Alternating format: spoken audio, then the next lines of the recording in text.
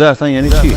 روزه گرفتن یعنی کنترل ذهن، یعنی خود کنترلی، یعنی تو به جایی برسی که بتونی نه بگی، بتونی خودآگاه نه ناخودآگاه. ما ناخودآگاه به خیلی چیزا نمیگیم، ولی خودآگاه به چی نمیگیم؟ وقتی میگه روزه بگیر یعنی میگه خودآگاه به یک سری چیزا نبگو. وقتی تو خودآگاه به چیزی نمیگی عزت نفس پیدا میکنی، اعتماد به نفس پیدا میکنی، چون تو تعیین میکنی، یعنی قدرتی برای خودت هستش.